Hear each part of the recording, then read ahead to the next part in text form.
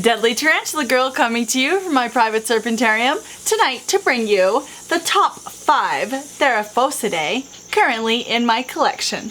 Let's get started.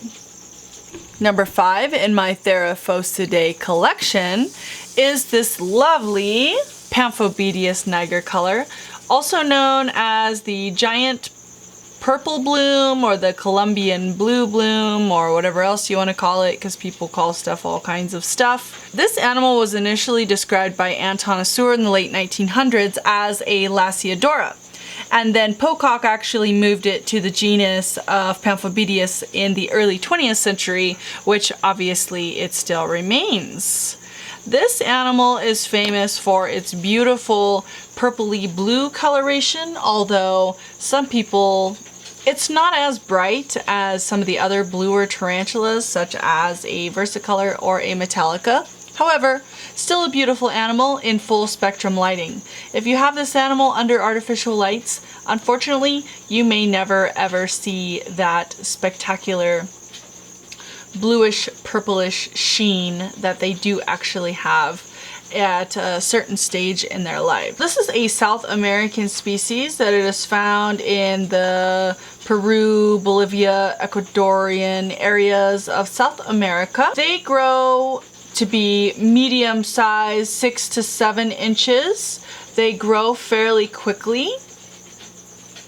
I think they're really pretty when they're young because they have an interesting tree-like pattern on their back, which is what first interested me in this animal. The first Niger color I actually collected, I collected because of its juvenile coloration and didn't even realize that they developed that really pretty purpley blue black velvet color as they grow older, and some of them are even kind of like a pinky lavendery color. They are really beautiful. This is a terrestrial tropical species, so they need a long, wide enclosure with a fairly high humidity with heat around the mid-70s. This is not an animal that is probably going to want to be handled. They can be somewhat food aggressive, and they're more of a beautiful display animal. But I love this animal because it's a beautiful juvenile as well as a beautiful adult. This is number 4, Salmoneus Cambridge, also known as the Trinidad chevron tarantula, as it originates from Trinidad and has that lovely chevron-like pattern on its backside. This animal was described initially by Pocock in the late 19th century. This animal is really beautiful because it's that nice mossy green brown color. The males tend to be more gray, but they have those orange bursts of color on their legs, which is just really, really incredible. This is a medium-sized species that reaches about 6 inches, and although they are not the friendliest, gentlest species, I think they make a beautiful display animal, and I really love this species. I think they're beautiful and fun to watch. This is number 3, the Venezuelan Sun Tiger, or Salmoneus erminia. As you might assume, this animal originates from Venezuela, and it has the beautiful dark abdomen with the lovely orange tiger stripe pattern on their abdomen, which is just really beautiful. I actually have some that are prettier than this one a lot of times, but there's no such thing as an ugly erminia. They're just a really beautiful species, and I really love them. Medium size, 6 inches. They are arboreal and tropical. They like to be kept a little bit warmer and a little bit wetter.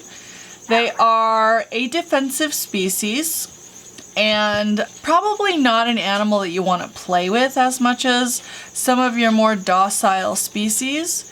Because they are arboreal, of course, you want to have them in a long, narrow enclosure versus a low, wide enclosure.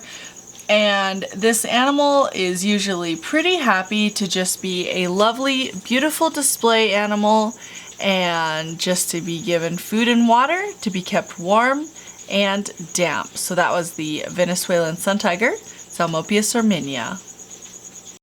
Introducing number 2, Salmoneus reduncus, also known as the Costa Rican orange mouth.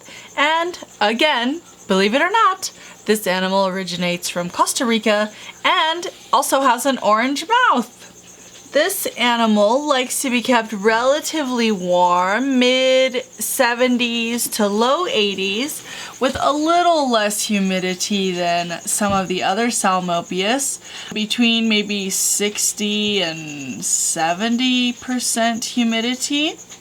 As you can see, this is an arboreal species, and they would need to be kept in a tall, narrower container, just like all of the others.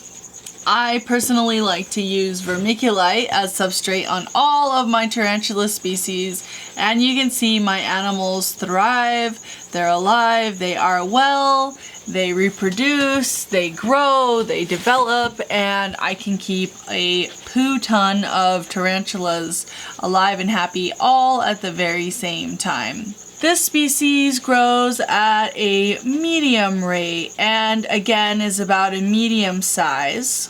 In my 20+ years of keeping tarantulas, this is my first reduncus that I've ever owned, and I think it is really beautiful and I really enjoy keeping this species. I think they are cool. Drum roll please. Number 1, this is the beautiful, the wonderful Salmoneus pulcher, also known as the Panama Blonde. And guess what? They come from Panama and they're kind of blondie colored. This is a beautiful species. I like their dark abdomens with their light colored hair.